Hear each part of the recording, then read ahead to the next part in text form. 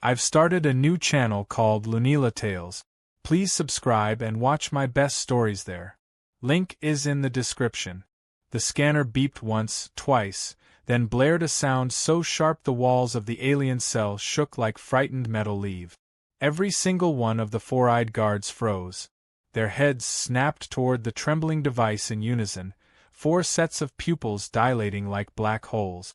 Then the scanner's central light, usually a lazy blue, flashed a furious red that bathed Alex Mercer's pale, scruffy face in a glow usually reserved for missile launches or volcanic eruptions. The tallest guard gasped. The shortest one fainted. Alex, Earth's last known human and apparently the galaxy's least cooperative prisoner, tilted his head as if someone had just accused him of stealing candy from a starship's vending machine. He said with a half-smile, "I'm guessing red isn't good?" Panic surged through the alien squad. One slapped the scanner like it was a stubborn TV remote. Another began shrieking something in a language that sounded like a blender full of marbles arguing with a trumpet. Alex caught none of it, except the part where the translator bot kept stuttering mid-sentence and spitting out words like lethal and potential apocalypse, which felt a little dramatic for someone who still hadn't been told what crime he had committed. 2 hours earlier, Alex had been dragged out of a crashed escape pod on a planet with 3 suns, shoved into a cell that smelled like wet socks, and interrogated by creatures who looked like someone had combined a praying mantis with a disgruntled librarian. He was 32, sarcastic, and very tired of being yelled at in frequencies only dogs could hear. As the scanner light pulsed red brighter and brighter, Alex fought the urge to roll his eyes. The guards were pacing now, muttering, one of them pointing at him like he had just grown a second head. Finally, the lead guard, a hulking mass of purple armor and too many teeth, jabbed a claw toward Alex. "Red means dangerous," the translator box squeaked before exploding in a shower of sparks.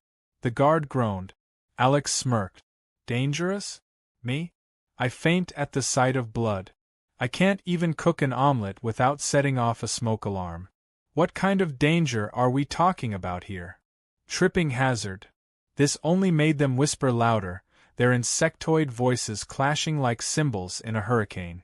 One slammed his fist against the wall, triggering some sort of alarm system that sent scarlet lights flashing across the corridor outside.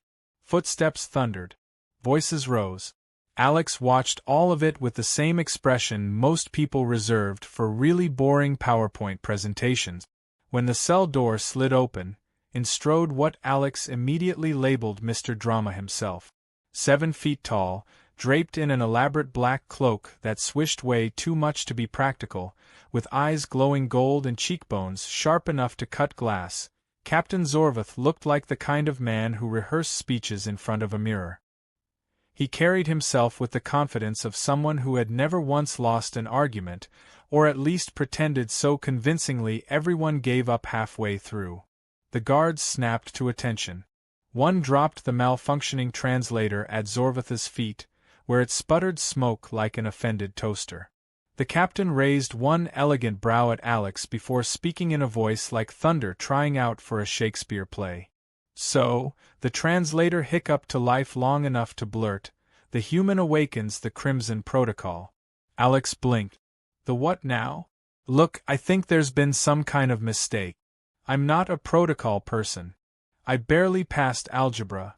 The captain studied him for a long moment, then turned to the guards and unleashed a torrent of alien speech that sounded like a choir of angry crickets. The translator tried to keep up. "Contain him. Alert High Command. The prophecy is real." "Prophecy?" Alex asked, incredulous. "Okay, now we're doing prophecies? Let me guess, I'm the chosen one who will either save the galaxy or doom it, right? Because I've had a really long week already." No one answered. The guards swarmed him instead, strapping him back into the interrogation chair even tighter. One shoved the scanner close again. It shrieked red instantly. The captain's eyes widened. Somewhere in the hall, someone screamed orders. Alex felt a flicker of unease. He had been making jokes because jokes kept him from panicking, but there was something in the captain's stare now, a glimmer of real fear. Whatever red meant, it wasn't good. And whatever prophecy they were talking about, they clearly thought he was part of it. He tried to think back. He had been on a science vessel before everything went wrong. Then the explosion. The evacuation. The escape pod crashing on that barren planet. No memory of anything prophecy-worthy, unless they wanted someone who could quote bad action movies under pressure. The captain leaned close, his breath like ozone. Human, the translator crackled, do you possess the heart of Valerian? Alex blinked again.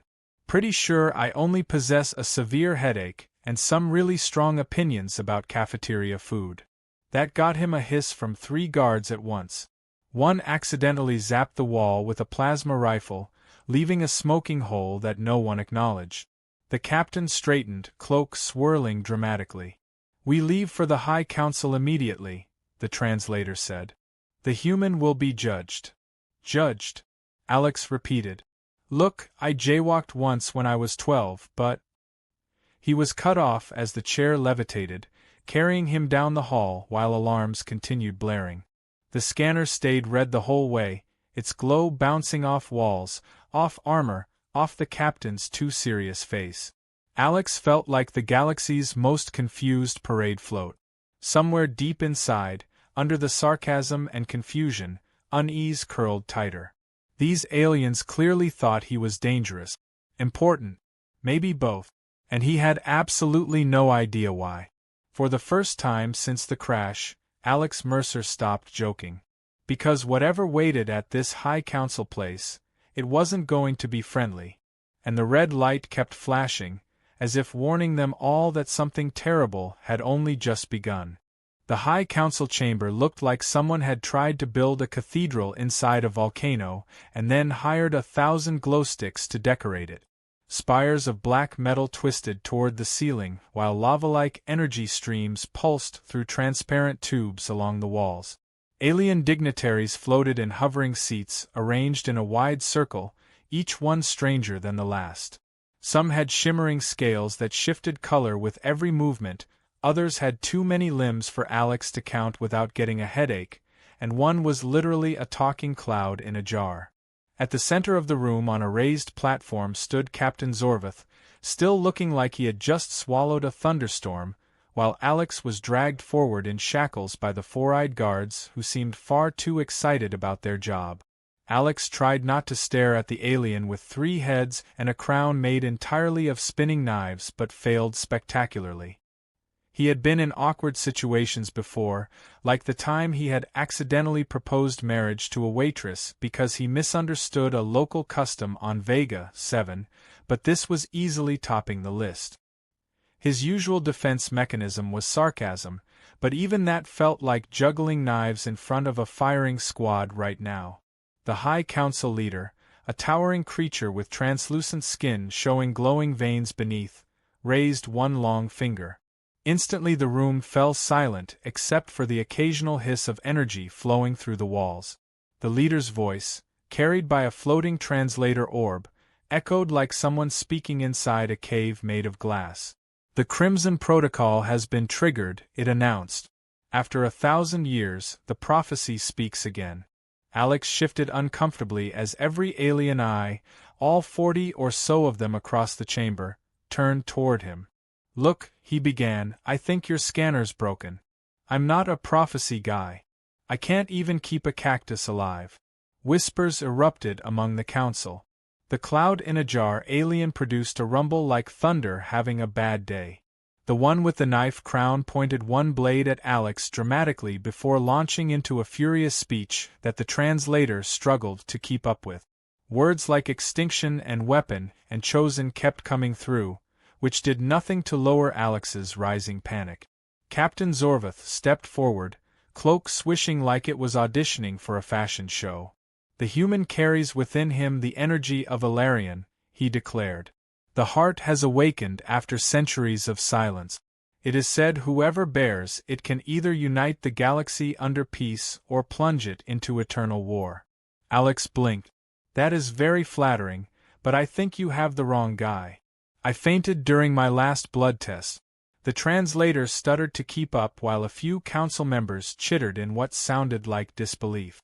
One particularly slimy alien let out a long burbling noise that the translator labeled as laughter, though it sounded more like someone choking on soup. Zorvath was undeterred. The Crimson Protocol does not lie. The heart of Ilarion chooses its host. This human must be examined before we decide his fate. Examined? Alex repeated, his voice rising an octave. Look, I'm not great with medical stuff. Needles, beeping machines, anything labeled highly experimental. I break out in hives. One council member, a creature resembling a walking skeleton wrapped in golden vines, leaned forward. Its translator voice was a low rasp. If the heart is truly inside him, the Dreadlord will come for it. We must prepare. Alex froze. The Dreadlord? That sounds bad. That sounds like someone who collects skulls for fun. The council erupted into overlapping arguments, voices clashing like cymbals in a blender. Some demanded Alex's immediate execution to prevent galactic war. Others wanted to lock him in a vault under 3 suns until the end of time. One suggested turning him into a living battery for their planetary defense grid, which Alex personally found very rude. Amid the chaos, the translator orb hovering near Alex began glitching again, randomly blurting fragments like human instability levels at 90% and possible detonation scenario while sparks popped from its casing. The guards holding Alex exchanged nervous glances and gripped their plasma rifles tighter. Finally Zorvath raised his hand, and the room fell silent once more. We will take him to the Oracle of Nharis. She will reveal the truth of his connection to the heart.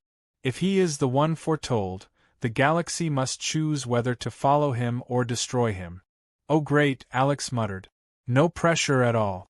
Just the entire galaxy waiting to see if I glow in the dark or something. As the guards hauled him out of the chamber, Alex noticed one council member lingering behind. It was a thin, gray-skinned alien with eyes like polished metal who had said nothing during the entire meeting. Those eyes followed Alex with unsettling calm, and for a moment Alex could have sworn he saw the faintest trace of a smile. The walk through the ship's corridors felt longer this time. The alarms had stopped, replaced by a low hum vibrating through the floor as though the entire vessel was holding its breath. Other crew members paused to stare as Alex passed, some with open hostility, others with nervous curiosity. Word was clearly spreading fast. The human carried something ancient, something powerful, something everyone else seemed to understand except for the human himself. They stopped at a lift chamber glowing with blue light. One guard slammed a claw on the control panel, and the floor dropped so fast Alex yelped before catching himself. The guards didn't even blink. When the lift finally stopped, the doors opened into a cavernous hall lined with statues of alien warriors frozen mid-battle. At the far end sat a circular platform surrounded by humming energy pylons. Above it floated a shimmering sphere of light, pulsing gently like a heartbeat. The Oracle of Nharis awaited them. Or rather, it waited inside that sphere. As Alex was shoved forward, the glow shifted, forming a vaguely humanoid shape with eyes like miniature stars. When it spoke, its voice bypassed the translator completely, echoing directly inside Alex's skull. So, the last child of Earth arrives. Alex winced. That's creepy. And personal space would be nice. The Oracle ignored him, its glowing form circling slowly. You carry the heart, though you do not yet feel it. It sleeps, as you slept, until the moment of awakening. Okay, Alex said, trying to sound calm. Can someone please explain this heart thing without using spooky prophecy voices? Because I'm getting really tired of being the only one here who doesn't know what's going on. The Oracle paused before replying. The heart of Ilarion is life and death, creation and destruction. It bonds with a host once in 1,000 years. Through you, worlds may burn or be reborn. Alex stared at the glowing figure, his stomach dropping. Worlds may burn? Why does everyone keep using the word burn around me? The Oracle leaned closer, its voice dropping like distant thunder. and the one who hunts you even now will stop at nothing to claim it. For the first time, Alex had no joke ready. Because somewhere deep in the ship, a klaxon suddenly screamed, and the lights flickered red once more. The Dreadlord had arrived. The entire ship shook as though a giant had punched it from the outside. The guards holding Alex staggered while the oracle's glowing form pulsed rapidly, its voice echoing in every corner of the chamber. He has come. The Dreadlord has come. Alex tried to keep his balance while alarms blared again and red warning lights spun in frantic circles across the walls. This is fine, Alex muttered to himself, totally fine. Just another day, another cosmic villain with an ominous name hunting me because I glow in the dark or something. Captain Zorvath stormed into the chamber, his cloak swirling behind him like an angry thundercloud. Battle stations, he barked to the guards. Get the human to the inner sanctum. Do not let him fall into Krylox's hands. Krylox. Even the name sounded like someone gargling nails. Alex was yanked forward toward a door at the far side of the hall as the entire ship tilted again under another blast from whatever was attacking them. Somewhere outside, weapons fire boomed like distant thunderstorms. Hey, wait a minute, Alex protested as the guards shoved him into a narrow corridor lit only by strips of flickering blue light. Maybe instead of dragging me around like luggage, someone could explain why the guy with the evil name wants me so badly? The guards said nothing, mostly because they were too busy sprinting down the corridor while the floor shook beneath their feet. The oracle's voice still echoed faintly behind them, speaking in words Alex couldn't understand, but its tone carried something heavy, something like warning mixed with sorrow. They turned a corner and almost collided with a squad of alien soldiers hauling strange, glowing crates. One soldier barked a question at the guards holding Alex. When they replied, the soldier's eyes widened, and he pointed urgently toward a different passageway before racing off. Alex caught the words inner sanctum again and wondered just how many secret rooms this ship actually had. Another explosion rocked the ceiling, sending a spray of sparks down on their heads. Alex stumbled and nearly fell before one guard yanked him upright again. He was starting to feel like the universe's least dignified chosen one. They reached a heavy door carved with strange symbols that shimmered faintly as though alive. The lead guard slapped a hand on the control panel, and the door slid open to reveal a chamber unlike anything Alex had seen so far. It was circular, its walls covered in flowing silver patterns that pulsed softly like veins of light. At the center floated a platform surrounded by swirling holograms of stars and planets. And in the middle of that platform, resting on a pedestal of black stone, was a crystal heart glowing with the same red light that had nearly given the guards a collective panic attack earlier. The guards shoved Alex toward it. He tripped, caught himself, and stared at the thing in disbelief. Seriously? He said.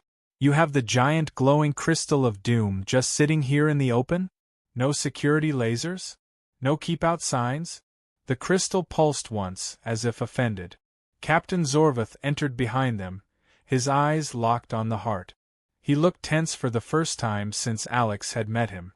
The Oracle believes it has awakened because of you, he said.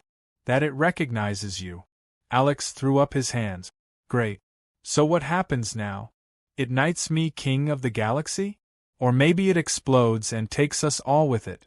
Because those both sound equally likely right now. Before Zorvath could reply, the ship jolted violently. A deep metallic groan echoed through the walls, followed by the unmistakable sound of something tearing open. Then a voice rolled through the air like thunder dipped in poison. Bring me the human. Alex froze.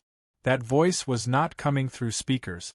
It was inside his head, crawling like ice water down his spine. Krylox, Zorvath growled, his usual composure cracking as he signaled the guards to form a defensive line at the door. The voice laughed, low and terrible. You cannot hide him. The heart will be mine. Alex backed away from the glowing crystal, his instincts screaming at him even as he had no idea what to do. Then the door exploded inward in a storm of fire and smoke.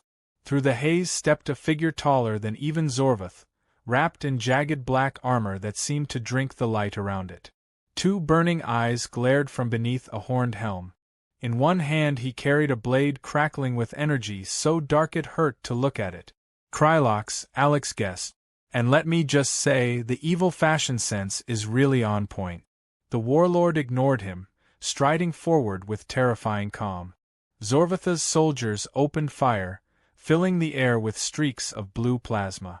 Krylox raised one hand, and a swirling shield of darkness swallowed every shot before it could reach him. He kept walking. Zorvath drew his own weapon, a silver spear that hummed with power, and leapt to meet him. Their clash shook the chamber like colliding meteors. Energy crackled where blade met spear, the air itself screaming from the force. Meanwhile Alex did the sensible thing. He bolted. He sprinted toward the far side of the room, weaving between fallen guards as the duel raged behind him. One blast from Krylox's weapon vaporized half the platform, showering sparks everywhere. Alex tripped over a smoking control console, scrambled to his feet, and kept running. Something deep inside the chamber pulsed in response to his panic. The heart. Its glow brightened until the entire room was drenched in crimson light. Krylox broke away from Zorvath and turned toward Alex, his burning eyes locking on him. "The heart calls to you, human," he said, voice echoing like a collapsing star. "Give it to me, and I may let you live." Alex skidded to a stop near the pedestal, heart hammering in his chest. "I don't even know how to give it to you," he shouted. "I didn't ask to be the magic chosen one, okay?" The heart's glow intensified until Alex had to shield his eyes. A deep vibration filled the air, rattling his bones. Symbols along the walls flared with light. Then the crystal shattered. Shards of blazing red energy shot outward, swirling like a storm before slamming straight into Alex's chest. He screamed as heat and light poured through him, not burning but filling, like someone had replaced his blood with fire and starlight. When it was over, Alex stood trembling, eyes glowing faintly red. Krylox froze mid-step, his earlier confidence replaced by something colder. Surprise. "The human lives," the warlord murmured. Then perhaps the prophecy was true after all. Alex stared at his own hands, still flickering with faint red energy. "Oh no," he whispered. "This cannot be good." The room was silent for one long, impossible moment after the heart of Alarion sank into Alex's chest. The only sound was the faint hum of energy rippling off him like waves from a disturbed pond. Krylox, towering and terrible in his jagged armor, actually hesitated. The warlord who had torn through ships, planets, and empires paused because a scrawny human with bedhead and sarcasm issues now glowed faintly red like a malfunctioning light bulb. Alex stared at his trembling hands, the glow spreading across his arms like veins of fire beneath his skin. He felt heat radiating from within, not painful but terrifying, like 1,000 suns were crammed into a body built for bad coffee and missed rent payment. He took one shaky step backward, his voice breaking as he muttered mostly to himself. "I am having the worst week of my entire life." Krylox finally moved, stalking forward with deliberate steps, his blade humming with energy so dark it seemed to swallow the light around it. "The heart recognizes its host," he said in a voice like stone grinding on stone. "It chooses you, human. Then it will belong to me when you fall." Captain Zorvath, battered but still standing with his silver spear crackling, stepped between them. "Over my dead body, Krylox." "That can be arranged," the warlord said, raising his weapon. Before they could clash again, the heart's energy pulsed violently through Alex like a thunderclap. It was not just heat now but something older, something vast, whispering in a language he didn't understand directly into his mind. Images flashed behind his eyes, stars being born in swirls of fire, planets crumbling under waves of darkness, entire civilizations kneeling before a figure wreathed in the same red glow now crawling beneath his skin. Alex stumbled, gripping his head. "Hey," he shouted at no one in particular, "can we not download cosmic nightmares into my brain right now? I'm very stressed." The glow surged again, this time lashing outward in a shockwave that sent both Krylox and Zorvath sprawling across the floor.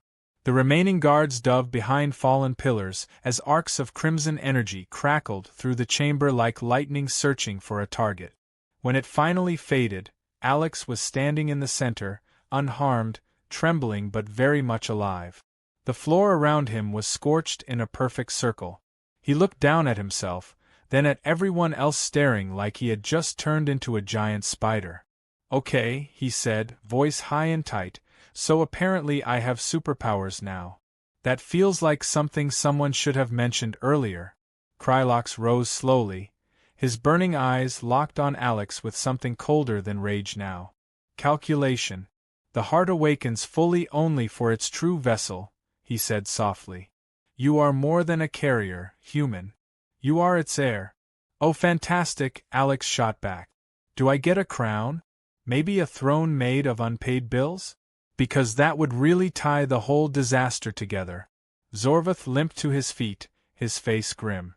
"The heart's heir decides the fate of worlds. That is the prophecy. He will either unite the galaxy under peace or destroy it utterly." Alex froze. "Destroy it? Why is that always the second option? Why can't it be peace or like free pizza for everyone?" No one laughed. The warlord Krylox lowered his blade slightly, his voice dripping with something dangerously close to reverence. "Then you are the key to everything. And when I break you, the heart will obey only me." He lunged, faster than seemed possible for someone covered in enough armor to qualify as a walking tank. Zorvath intercepted him mid-strike, silver spear clashing against the dark blade with a shriek of energy. Sparks flew as they fought across the ruined chamber, each blow shaking the walls. Meanwhile Alex backed away from the fight, his hands still glowing faintly. Every time his fear spiked, the energy inside him pulsed as though responding. A nearby console exploded when his shoulder brushed it. The floor cracked when he stumbled and instinctively threw out a hand to catch himself. "Oh no," he muttered, realizing the obvious. "I am a walking disaster movie." The Oracle's voice echoed suddenly inside his mind, calm despite the chaos.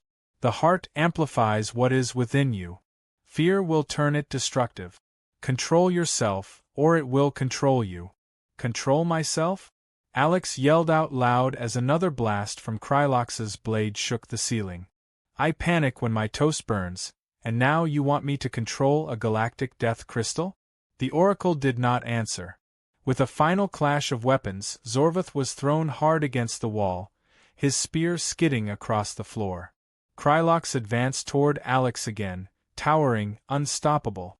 The guards fired desperately, but the warlord deflected every shot without slowing. Alex backed up until his shoulders hit the pedestal where the heart had once rested. His pulse roared in his ears. The energy inside him hummed louder, like a beast straining at a leash.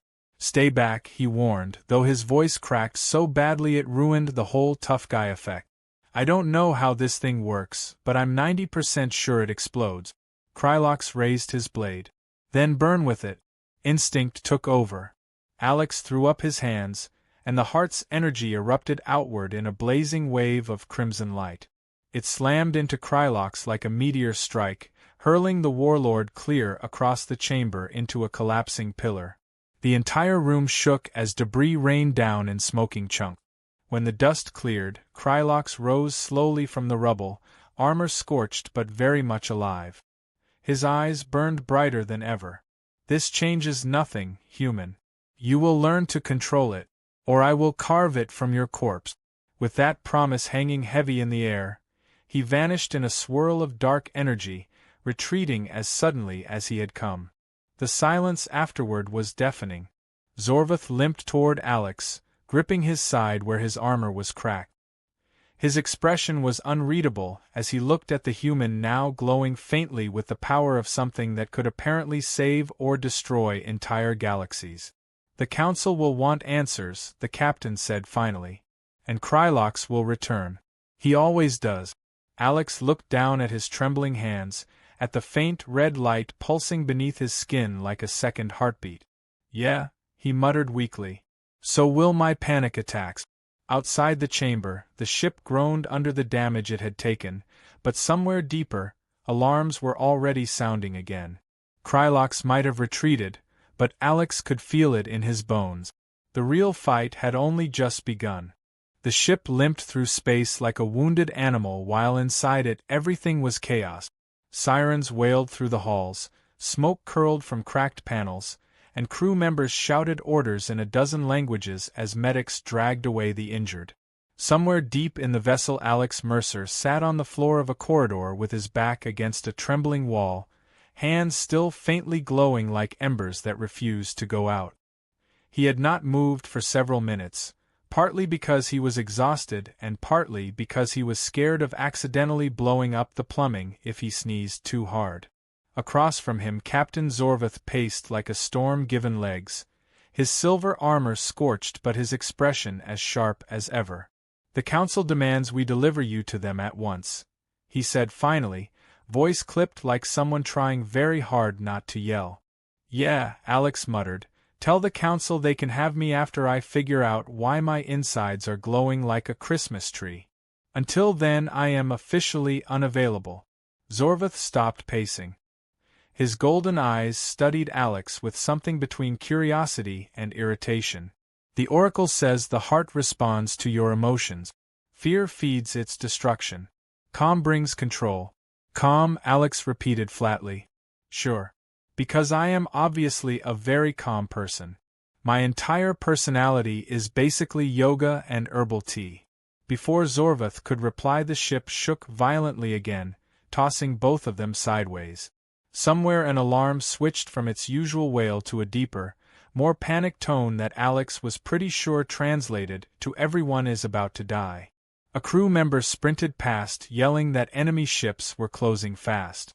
"Krylox," Zorvath growled, as if the name itself was a curse. "He is pursuing us. He will not stop until he claims the heart. Yeah, well, he can get in line behind the High Council, the Oracle, and apparently the entire prophecy department," Alex snapped, struggling to his feet as the hallway tilted again. The lights flickered overhead. A voice crackled through the intercom in some alien language full of clicks and whistles. Zorvath's jaw tightened. "They have boarded the ship." "Oh good," Alex muttered. "I was worried things were getting too peaceful around here." The captain grabbed his spear and motioned for Alex to follow. "We are getting you to the escape hangar. If Krylox takes you, the galaxy falls." "No pressure or anything," Alex said as they sprinted down the corridor. The sounds of battle grew louder with every step. Energy weapons shrieked somewhere ahead, followed by the crash of metal and the inhuman roar of something that definitely did not sound friendly. Alex stumbled around a corner behind Zorvath and nearly ran into a firefight where alien soldiers in jagged black armor were trading blasts with the ship's defenders. The air stank of ozone and smoke. "This way," Zorvath barked, shoving Alex toward a side passage while deflecting a plasma bolt with his spear. Sparks showered them both as another blast hit the wall inches away. Alex ducked instinctively and tried not to scream. They barreled through the passage until they burst into a hangar bay where sleek shuttles sat waiting beneath flickering lights. Crew members scrambled to load supplies while alarms painted everything in a stuttering red glow. One pilot shouted that enemy forces were cutting through the outer doors. "Get him on board," Zorvath ordered, pointing to the nearest shuttle. Alex hesitated. "Where exactly are we planning to go? Because I vote for somewhere without homicidal warlords and exploding floors." The captain didn't answer because at that moment the hangar doors exploded inward in a storm of metal and fire. Through the smoke strode Krylox himself, his dark blade humming, his burning eyes locked on Alex like a predator spotting its prey. "Oh come on," Alex groaned. "Does this guy ever take a day off?" The warlord raised one hand and a wave of dark energy blasted across the hangar, hurling soldiers and equipment aside like toys. He stepped through the wreckage without slowing, his voice carrying over the chaos. "The heart belongs to me. Surrender the human and I may spare the rest of you." "Yeah, I feel super reassured by the may part of that sentence," Alex muttered under his breath. Zorvath planted himself between Krylox and Alex, spear blazing with silver light. "You will not have him," the captain declared, sounding like someone auditioning for a heroic statue. They clashed in the center of the hangar, silver and darkness colliding in a storm of sparks and thunder. Alex backed toward the shuttle as crew members shouted for him to hurry, but he could not take his eyes off the fight.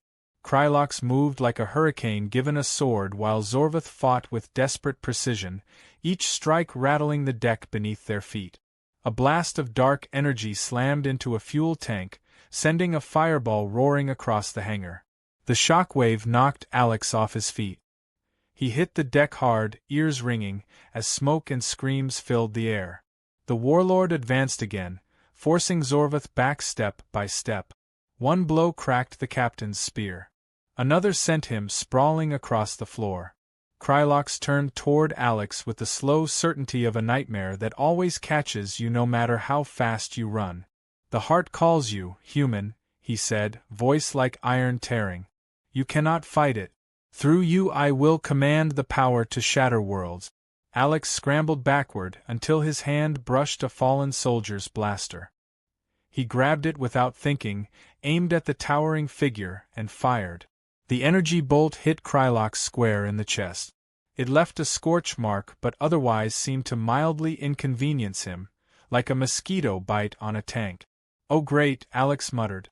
"That worked about as well as throwing a shoe at a hurricane." The warlord raised his blade, darkness swirling along its edge. Alex felt the energy inside him respond, rising like a tide to meet the threat. His panic made the glow flare brighter until the air around him crackled with crimson sparks. Krylox paused mid-step, eyes narrowing. "Yes," he murmured. "Feel it. The heart awakens through fear. Through rage. You cannot stop it." "I am really starting to hate you," Alex shouted, and the energy burst outward before he even realized what he was doing. A wave of red light erupted from him, slamming into Krylox with enough force to fling the warlord clear across the hangar into a collapsing shuttle. Metal screamed as the craft crumpled under the impact. The power vanished as quickly as it came, leaving Alex shaking and exhausted. His hands still glowed faintly, but whatever strength had surged through him seconds earlier now felt like it had burned out his muscles from the inside. Krylox rose slowly from the wreckage, armor cracked but eyes burning hotter than ever. He looked at Alex with something almost like triumph. "You will lose yourself to it, human. And when you do, I will be waiting." He vanished in a swirl of darkness just as more enemy soldiers poured through the shattered doors. Zorvath grabbed Alex by the arm and shoved him toward the shuttle ramp. "We leave now," the captain barked as the engines roared to life. Alex staggered aboard while the hangar shook under another barrage of weapons fire.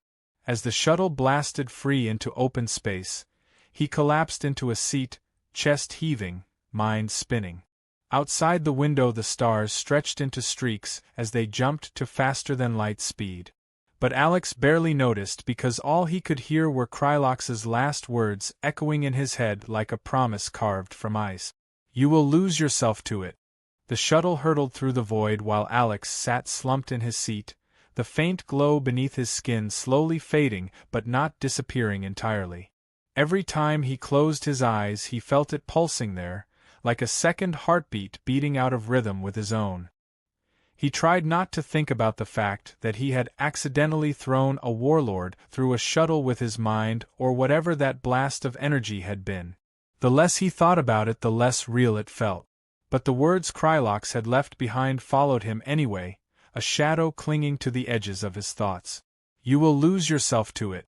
Captain Zorvath stood near the cockpit speaking rapidly to the pilot in that sharp insect-like language of his. His silver armor was cracked, his cloak torn, but he carried himself like someone who refused to admit he might be bleeding under all that metal. When he finally turned to Alex, his expression was as grim as ever. "The High Council has ordered us to deliver you to their fortress on Harris Prime," he said. "They believe the Oracle will help you learn control before Krylox can return." Alex raised his head slowly. "Control. Right. Because I am obviously the kind of person who handles stress really well. No breakdowns here. Totally stable. Zorvath ignored the sarcasm. The heart will only grow stronger. If you do not master it, the prophecy says it will master you. And then Krylox will not have to kill you to claim it. He will only have to wait. That was the opposite of reassuring. Alex ran a hand through his hair, and tried not to picture himself glowing brighter and brighter until he exploded like some kind of human fireworks show gone wrong. Outside the shuttle window, stars streaked past like silver rain. The journey to Nharis Prime took hours, measured mostly in Alex's increasingly sarcastic complaints about the lack of snacks on board and Zorvath's growing silence as reports of Krylox's forces spread across the comm channels. Whole systems were falling to him already, his fleet carving a path through space like a blade through water. Every world he conquered brought him closer to the heart's power, and they all knew it. When the shuttle finally dropped out of faster-than-light travel, Alex pressed his face to the window despite himself. Nharis Prime filled the view, a massive planet of silver oceans and towering crystal spires glowing faintly in its atmosphere. Orbiting it like rings were the defense platforms of the High Council, bristling with weapons that could probably vaporize small moons if sufficiently annoyed. The shuttle descended through layers of clouds that shone like molten gold in the sunlight. A landing platform unfolded beneath them atop a palace that looked like someone had told an architect to combine a cathedral with a spaceship and then given them unlimited funding. Waiting at the center of the platform stood the High Council, surrounded by guards in ceremonial armor. Behind them rose the Oracle again, its glowing form hovering silently like it had been expecting Alex the whole time. The moment the ramp lowered, Alex was marched forward, even though he made a point of reminding everyone that he had not agreed to any of this and also technically might still be concussed. The Oracle's light pulsed slowly as Alex stopped before it under the watchful eyes of the Council. "The heart has awakened fully," the Oracle said in that voice that bypassed ears entirely and landed straight in his skull. "You are its vessel." "Yeah," Alex said, starting to get that impression. "If you do not learn to master it," the Oracle continued, "Krylox will tear the galaxy apart to claim you." "Okay, see, that's the part everyone keeps mentioning, but nobody tells me how to actually do the whole mastering thing," Alex said, waving his hands. "Is there a manual? A YouTube tutorial? I feel like I skipped the orientation for this job." The Oracle floated closer until Alex felt the heat of its energy brushing against his skin. "To master the heart, you must choose what you are. Creation or destruction. Fear or courage. You are the balance on which worlds will live or die." "Oh good," Alex muttered. "No pressure." Before the Oracle could answer, a thunderous impact shook the entire palace. The sky outside darkened as enemy ships broke through the defense ring like knives through paper. Krylox's forces poured toward the surface in a storm of fire and smoke. "He comes," Zorvath said, drawing his cracked spear once more. The Council shouted orders as alarms blared across the palace. Guards rushed to defensive positions while the sky filled with streaks of weapons fire. Krylox's flagship descended through the clouds like a falling mountain, its hull bristling with cannons glowing blood red. Alex felt the heart inside him surge violently as Krylox himself slammed down onto the landing platform surrounded by his black-armored soldiers. The warlord's eyes burned brighter than the fires spreading through the city below. "You cannot win, human," Krylox called across the chaos as he advanced through the wreckage. "The heart will obey me in the end. It always does."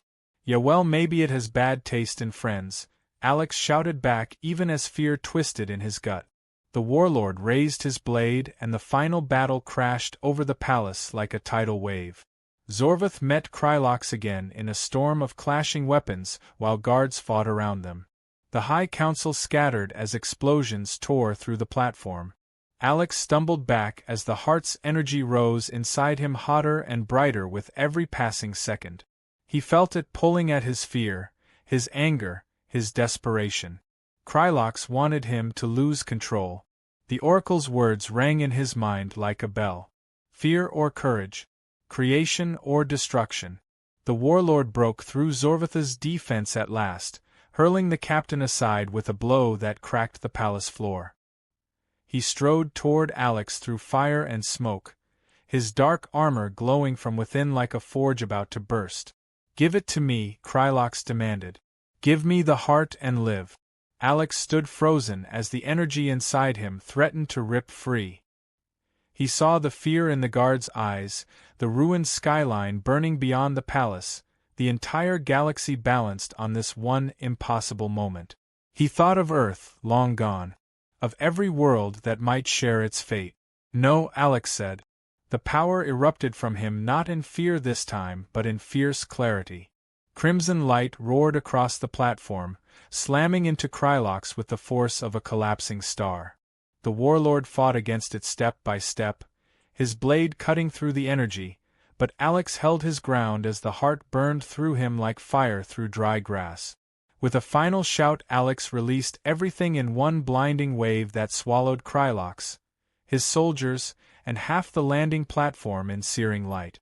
When it faded, nothing remained of the warlord but scorched armor and silence. Alex collapsed to his knees as the glow dimmed at last. The oracle's voice echoed softly through the smoke.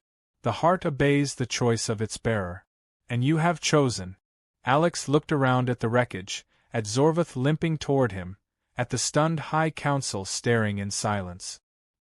His chest still glowed faintly, but he felt the power settling at last like a storm finally breaking. "So," he muttered between gasps, "does this come with dental benefits or—"